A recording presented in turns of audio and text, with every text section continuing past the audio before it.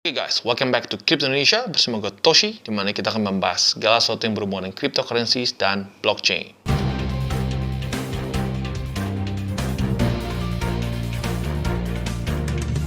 Jadi guys, pada hari ini kita akan membahas mengenai Cardano. Atau mungkin lebih tepatnya bukan review ya, ini adalah update mengenai Cardano. Dimana terakhir gue review mengenai Cardano itu sebelum smart contracts ya, jadi sudah cukup lama lah. Jadi pada hari ini kita akan membahas lebih ke fundamentalnya plus juga update-update terbaru dari Cardano. Ya jadi, let's go to the video. Oke, pada hari ini kita akan membahas mengenai Cardano atau ADA ya. Jadi Cardano itu adalah networknya, ADA adalah native tokennya ya.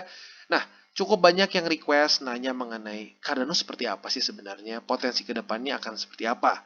Karena kalau bisa kita lihat, Cardano cenderung turun terus ya dalam basically sejak setelah smart contracts di Septemberan dia terus constantly turun ya. Nah, jadi pertanyaan adalah apakah Cardano ini akan kembali lagi naik atau enggak gitu. Nah, jadi balik lagi mungkin ya kalau gue lihat cukup banyak orang-orang yang invest di Cardano tanpa mengerti fundamentalnya. Gitu. Jadi hari ini gue akan coba update mengenai fundamental dari Cardano karena bisa dibilang review Cardano gue sudah cukup lama ya. Terakhir gue review Cardano itu saat dia belum ada smart contracts. Jadi pada hari ini kita akan sekalian update ya. Jadi seperti yang kita lihat ya, Cardano ini market cap-nya cukup besar dan ranking ke-6 di dunia. Dan kalau kita lihat volumenya pun luar biasa ya, 1,5 miliar US dollars dalam 24 jam terakhir. Dan keuntungan dari Cardano ini, circulating supply ini sudah 74% tersirkulasi. Dan maksimum supply dia ada di 45 miliar ya.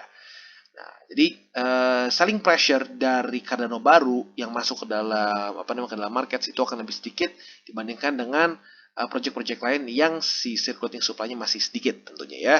Oke, apa itu Cardano? Cardano sendiri itu adalah satu blockchain platform yang menggunakan sistem proof of stake ya. Jadi sistem di sini staking, tidak ada mining. Dan selanjutnya di sini bisa dilihat bahwa Cardano ini adalah satu open source project yang bertujuan untuk redistribute power from unaccountable structures to the margins of the individuals. Atau kita loosely translated menjadi mereka ini ingin mendistribusikan kekuatan atau power dari struktur yang tidak uncountable. Ya, dia ini referring ke ini ya, ke legacy finance ya.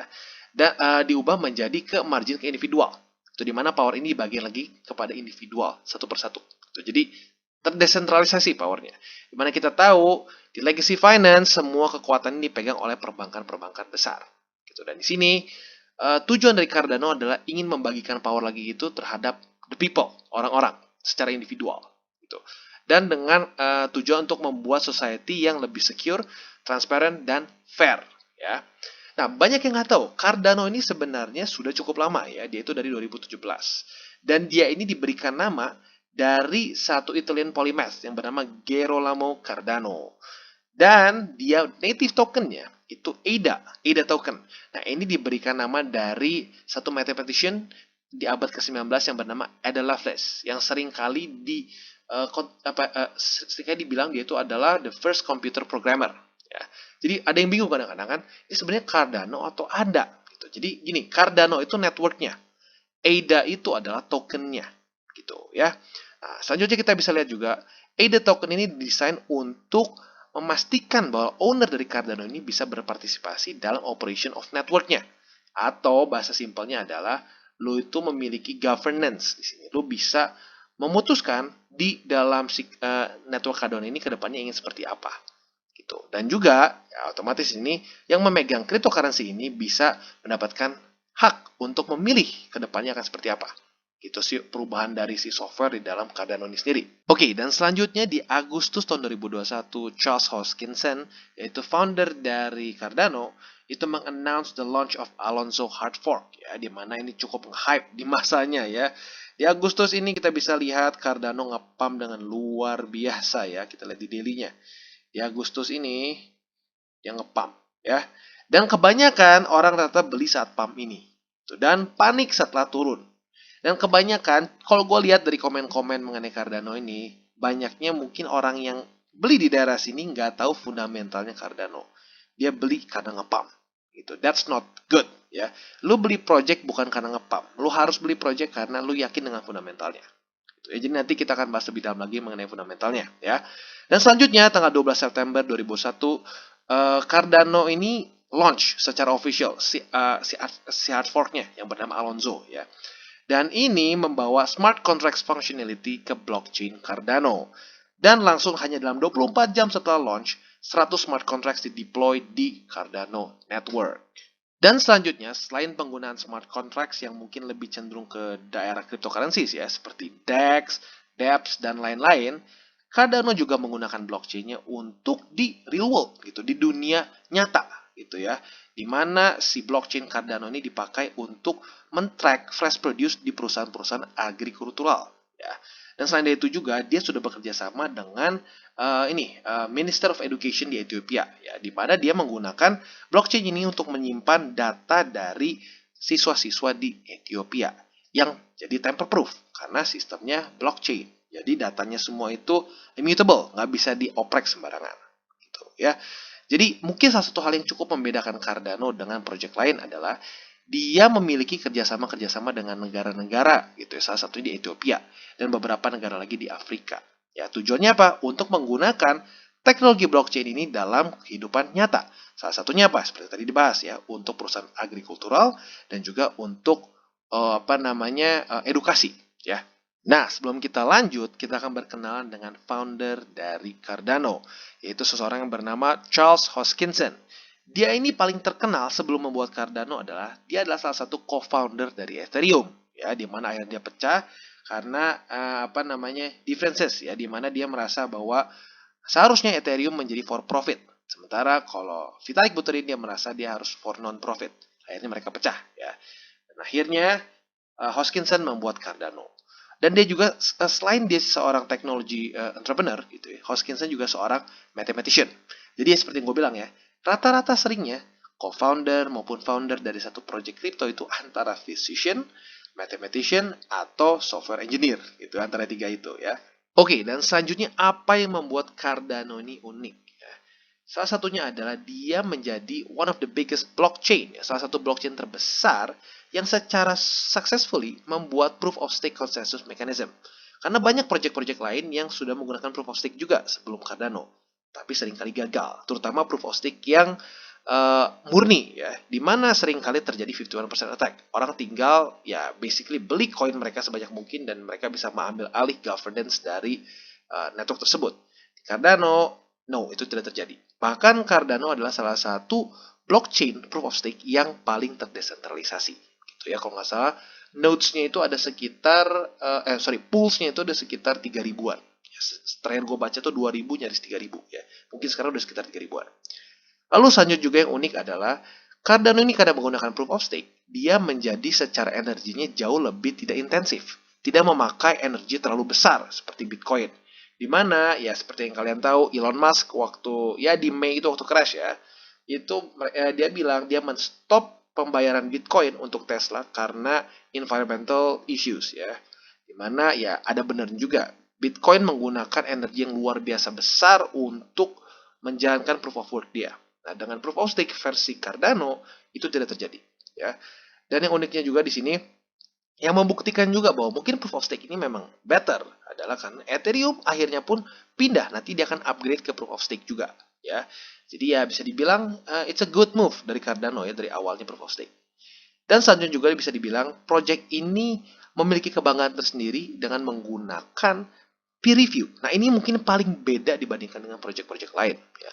Setahu gua, yang paling mendekati seperti itu Kadena. Dan Kadena bisa dibilang mengcopy cara si Cardano gitu ya. Dimana dia menggunakan proses peer review untuk research-nya ya. Jadi, apapun ide yang dimasukkan ke dalam Cardano ini, nggak boleh sembarangan masuk aja. Gitu. Dimana kalau yang lain biasanya hanya ditaruh di GitHub gitu ya. Itu sedikit teknikal sih ya. Taruh di GitHub dan bisa diajukan ke dimasukkan ke dalam satu project tertentu. Nah, di Cardano ini ada research papersnya. Jadi untuk satu hal dimasukkan ke dalam sistem atau ke blockchainnya Cardano, itu harus ada scientific papernya dulu dan digodok dulu oleh para ahlinya dalam bidang dalam bidang kriptografi ya. Nah, jadi ini yang membedakan Cardano. Tapi di waktu bersamaan seringkali ini yang menjadi juga satu hambatan atau seringkali juga jadi kritik Cardano. Karena ya bisa dibilang untuk satu project yang dari 2017 baru bisa smart contracts di 2021 itu cukup lama. Sementara kalau kita lihat AVAX di 2002 dia tuh project baru setahun lebih sedikit, itu smart contracts tuh basically sudah ada nyaris dari awal. Gitu. Dan juga secara pengembangan si dApps-nya maupun pengembangan dari programmer-programmer yang masuk ke dalam project si AVAX itu jauh lebih cepat. Gitu. Jadi ini poin plus maupun poin negatif di bersamaan ya. Karena ya basically baru mereka yang benar-benar menjalankan peer review ini. Itu research yang peer review. Itu maka in theory dApps yang ada dalam Cardano akan lebih safe dan lebih bug free dibandingkan dengan Ethereum. Gitu ya.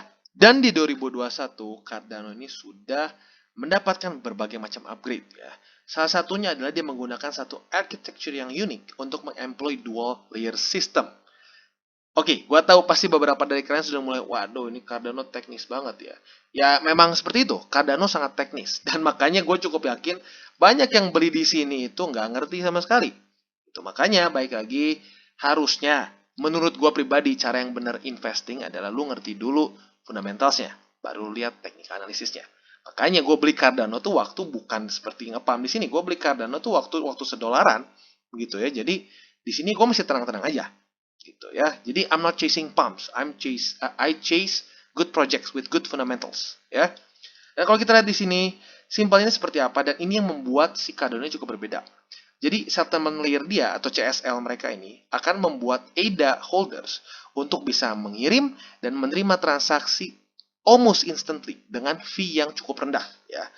Dan di waktu bersamaan di computational layer-nya atau CCL dia itu membuat foundation untuk Cardano functionality. Jadi dia pisah gitu untuk functionality si smart contracts dia dengan untuk transaksi dia. Nah, ini cukup berbeda dibandingkan dengan beberapa project lain gitu ya.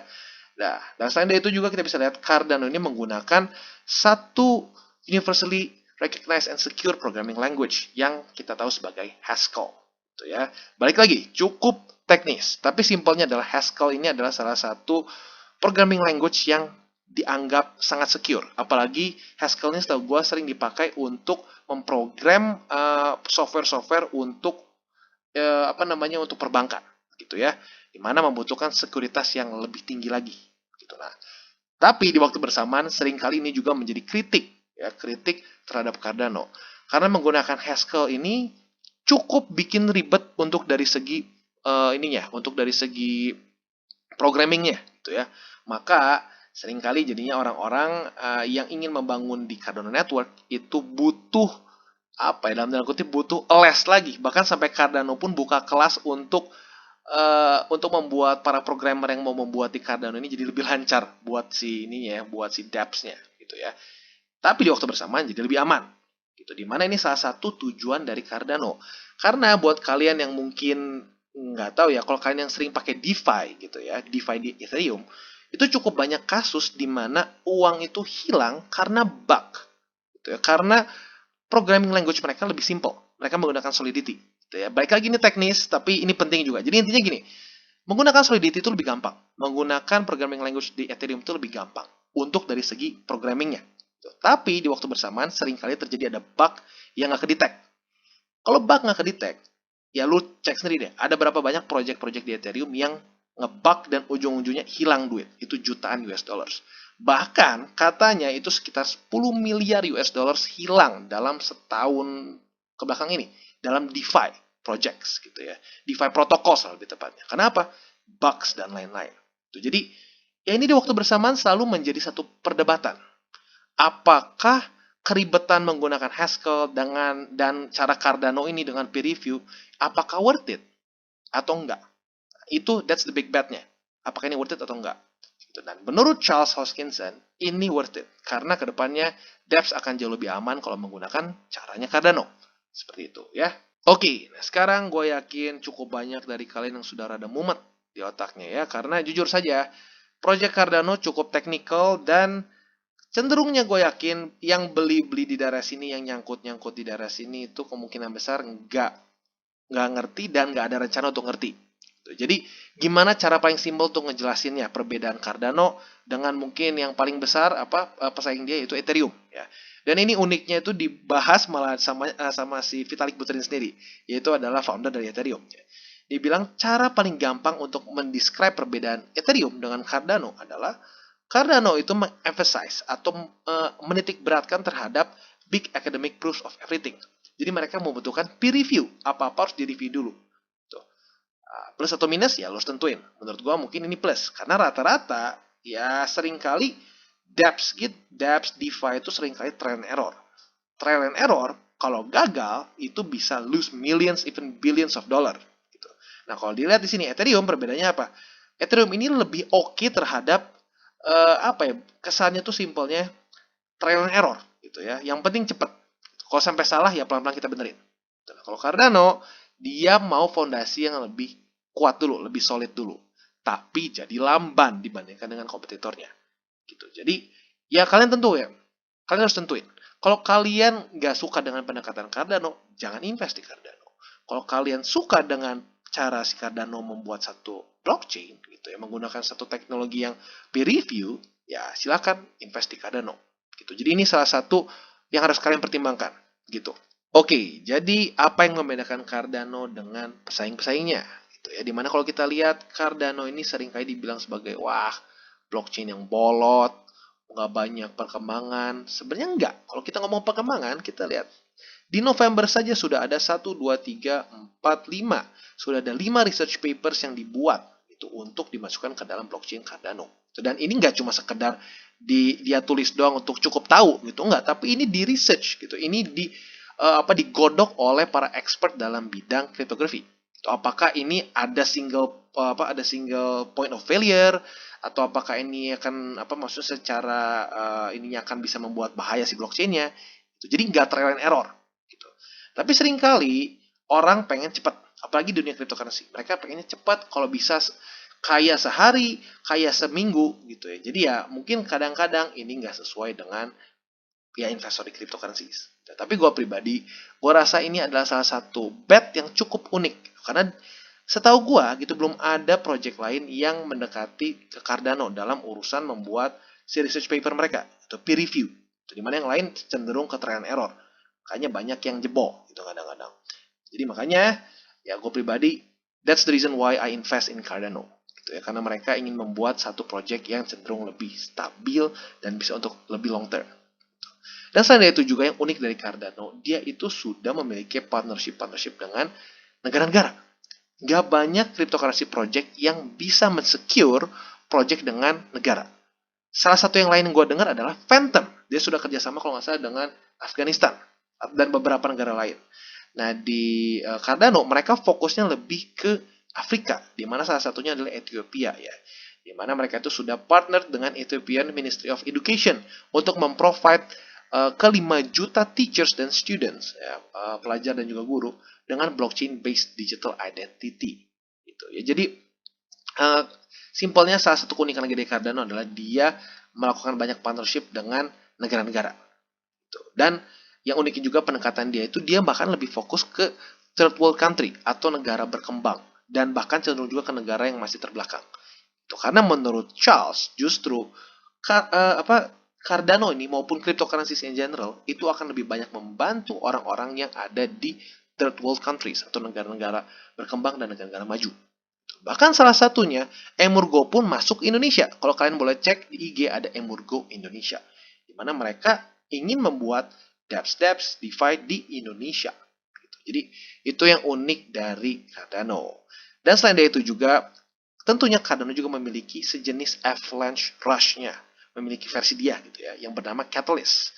Nah, Catalyst ini adalah innovation fund untuk komunitas yang ingin membuat, simpelnya ingin membuat dApps, DeFi, project-project di dalam Cardano. Nah, funding terakhir itu Catalyst Fund 6 ya. Ini diberikan kepada community dengan senilai 4 juta US dollars untuk new projects. Jadi, buat kalian yang berpikir bahwa kayaknya Cardano nggak ngapa-ngapain soalnya harganya nggak kemana-mana, itu salah besar.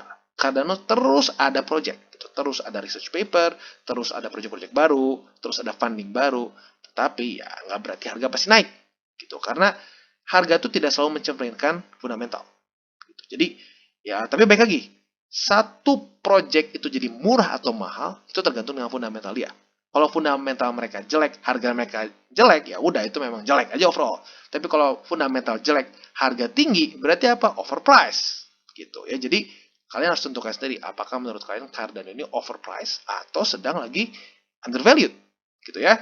Oke, dan sekarang kita akan masuk ke technical analysis dari Cardano ya. Dimana kalau overall kita lihat, it's not doing too good, to be perfectly honest ya.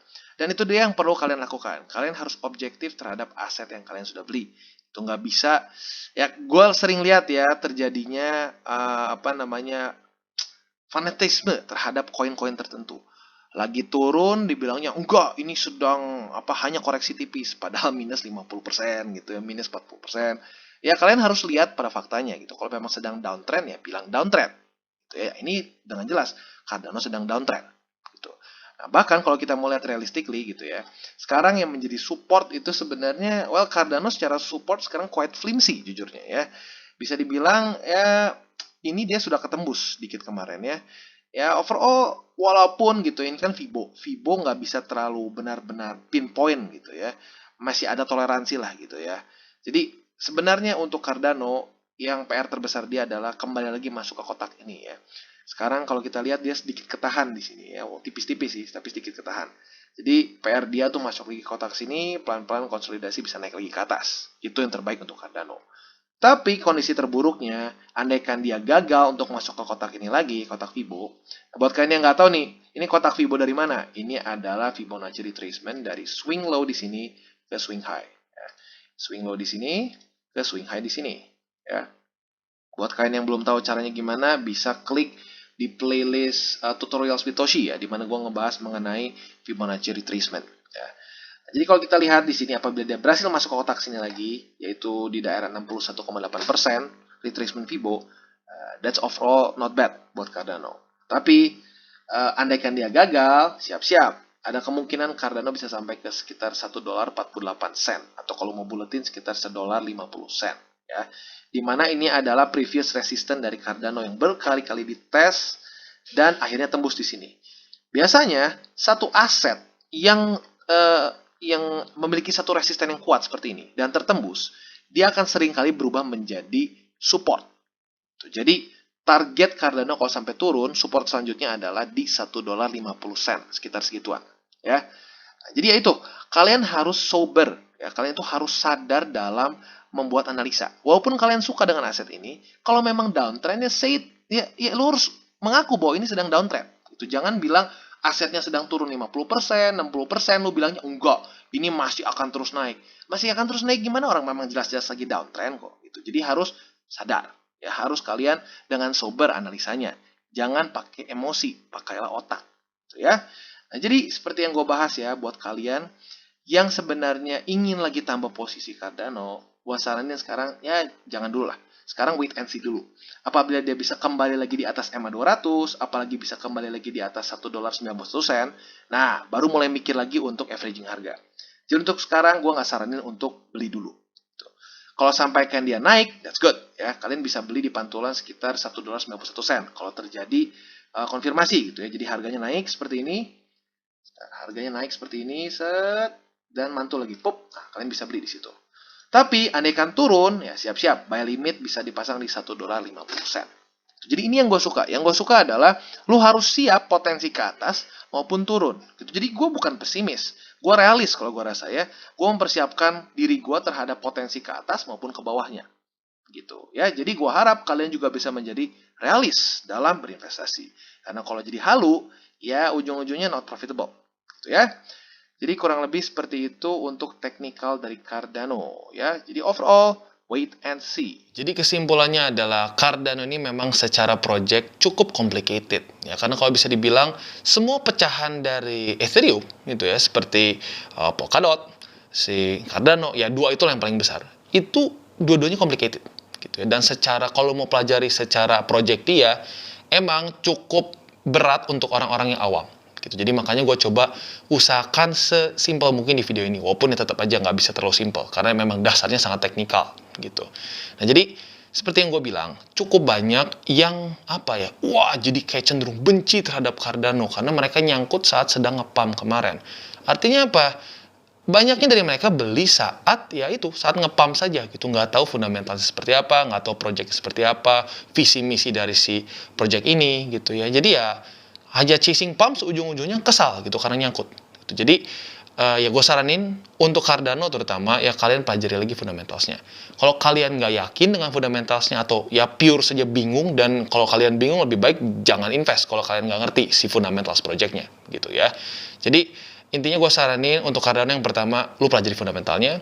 Dan yang kedua adalah, ya lu harus bersabar. Karena kalau kita lihat, basically dari Januari, atau yang lebih tepatnya Februari, sampai ke Agustus itu Cardano sideways terus. Berapa bulan tuh? 7 bulan terus, dari situ akhirnya baru pump.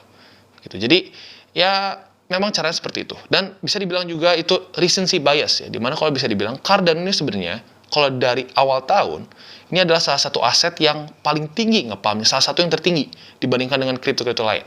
Tetapi, karena recency bias, orang hanya melihat dalam kurun waktu seminggu lalu, sebulan lalu, gitu. Bahkan ada yang lihat hanya dalam beberapa jam lalu. Makanya Cardano selalu terlihat buruk, gitu kesannya. Karena ya mereka terlalu pendek gitu waktu melihat time frame-nya ya. Jadi, gue sarankan untuk zoom out, ya. Jadi kurang lebih seperti itu untuk update Cardano. Oke, dan buat kalian yang belum mengikuti DCWT, bisa klik di sini, di mana kita daily chart your favorite cryptocurrencies. Dan juga buat kalian yang mungkin masih bingung cara charting, baca candle, dan lain-lain yang mendasar, bisa juga di tutorial Satoshi di sini ya.